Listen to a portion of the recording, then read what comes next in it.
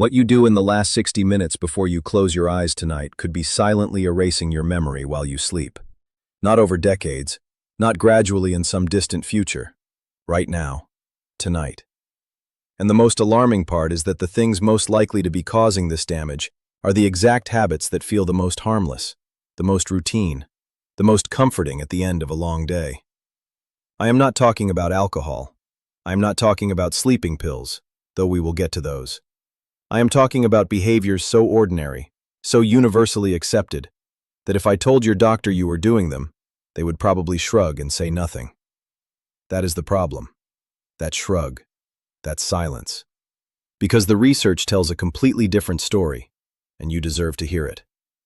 Stay with me through this entire video. By the time we are done, you are going to know all 5 warning signs that your bedtime routine is actively working against your brain, why the third one is the one that most urgently needs to change tonight, and what a brain-protective evening routine actually looks like. One that is simple, free, and starts working from the very first night you try it. This is not about perfection.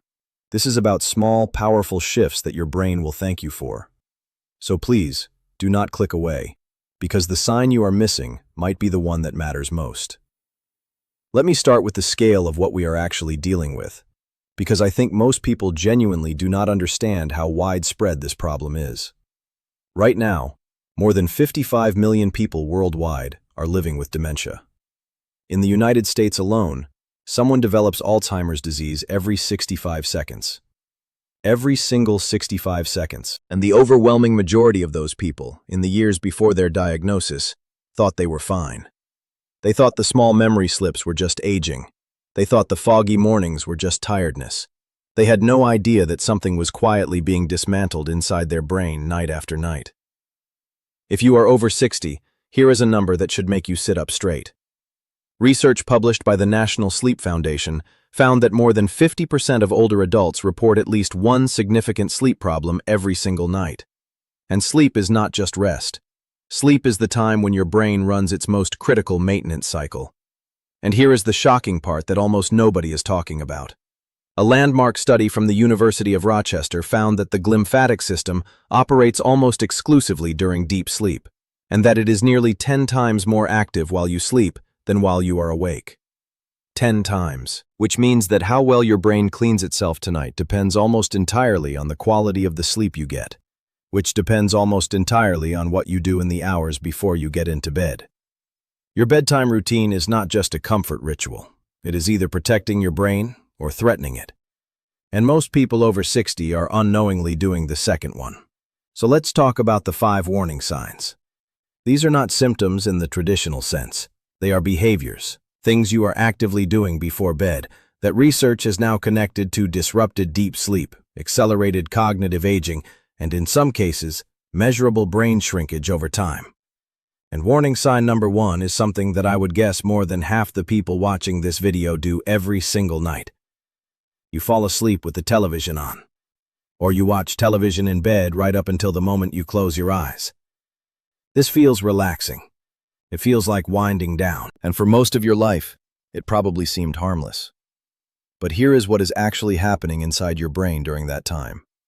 The light coming from your television screen, and from your phone, and from your tablet, is rich in what scientists call blue spectrum light. And blue light has one very specific and very powerful effect on the human brain. It suppresses melatonin production. Melatonin is not just the hormone that makes you sleepy. It is the chemical signal that tells your brain it is time to shift into deep, restorative sleep. The exact kind of sleep where that glymphatic cleaning system kicks into high gear. When blue light suppresses melatonin, your brain never fully transitions into the deepest stages of sleep. You may feel like you slept. You may even sleep a full 8 hours. But the cleaning crew never showed up. The toxic waste stayed.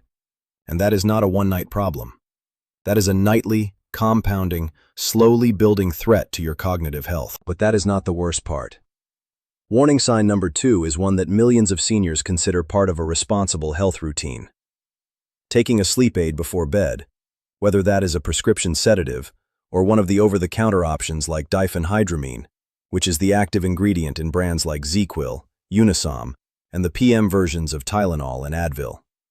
These medications make you feel like you are sleeping, and in a narrow technical sense, you are unconscious. But multiple studies, including a deeply concerning long-term analysis published in the journal JAMA Internal Medicine, found that regular use of anticholinergic sleep medications, even at low doses, was associated with a significantly higher risk of developing dementia. Not a small increase. A shocking increase of up to 54% with consistent long-term use. And the reason is exactly the same mechanism we just discussed. These medications sedate your brain rather than letting it follow its natural deep sleep architecture. The glymphatic system requires a specific type of brain activity to function. Sedation blocks that activity. So while you feel rested, your brain spent the night sitting in its own waste instead of cleaning it out. If you are taking any kind of sleep aid regularly, prescription or over-the-counter, that is warning sign number 2, and it needs to be part of a conversation with your doctor as soon as possible. Warning sign number 3, and this is the one I told you at the beginning of this video that needs to change tonight. This is the one that will surprise you the most, because it is something that feels actively healthy. Warning sign number 3 is eating within 2 hours of going to bed. Maybe it is a small snack. Maybe it is a bowl of cereal, a piece of toast, a few crackers with cheese. Something light. Something that feels almost virtuous compared to what you could be eating. But for the sleeping brain of someone over 60, late-night eating, even light eating, is a serious problem for 2 interconnected reasons. First, digestion requires your core body temperature to stay elevated. Deep, restorative sleep requires your core body temperature to drop.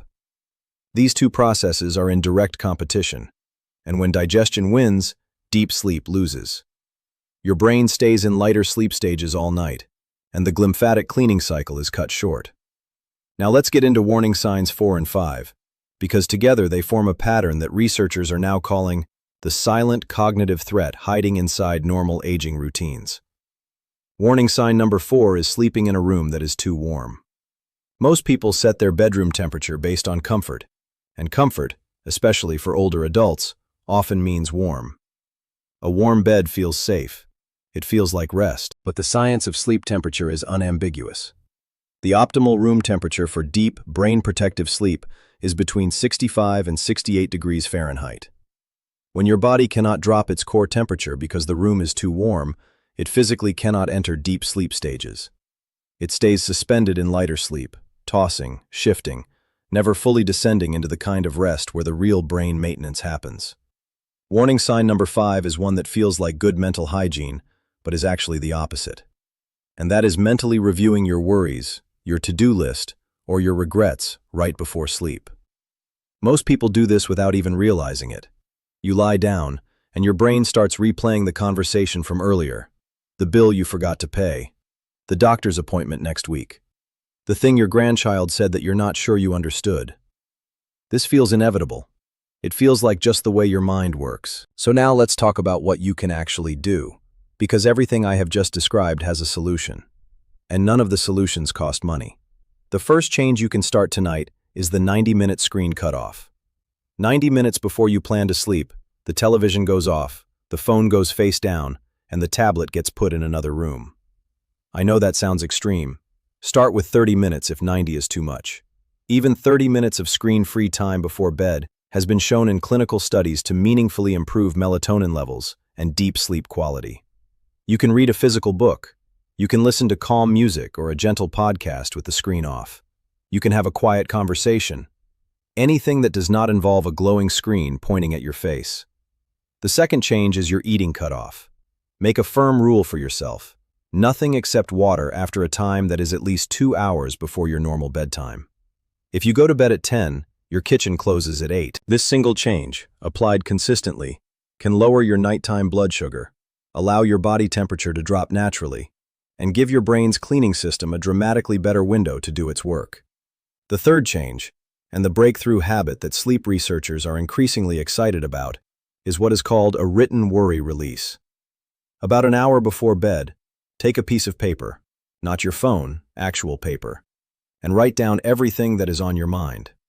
Every concern, every task, every unresolved thought, and then close the notebook. The physical act of writing these things down signals to your brain that they have been captured, that they do not need to be held in active memory overnight. Multiple clinical studies have shown that this practice significantly reduces nighttime cortisol and improves both sleep onset and deep sleep duration. It takes 4 minutes, it costs nothing, and it works. The fourth change is your thermostat. Tonight, before you get into bed, set your bedroom to somewhere between 65 and 68 degrees. If your partner runs cold, add an extra blanket on their side. A cooler room is one of the fastest, most reliable ways to improve deep sleep quality that sleep science has ever discovered. Your brain is waiting for that temperature drop as its signal to go deep. And the fifth change, and this one is important if you are currently using any kind of sleep aid, is to start having an honest conversation with your doctor about what you are taking and why. Ask specifically whether your sleep medication is anticholinergic. That is the word to use. Ask whether there are alternatives. Ask whether your sleep problems have ever been properly evaluated, because the secret that too many seniors never discover is that the vast majority of chronic sleep problems in older adults are treatable without medication once the root cause is properly identified. You have spent over 6 decades building your mind, your memories, your wisdom, your ability to recognize the faces you love and remember the stories that define who you are. That is not something that just disappears. It is something that can be protected. It is something that can be preserved.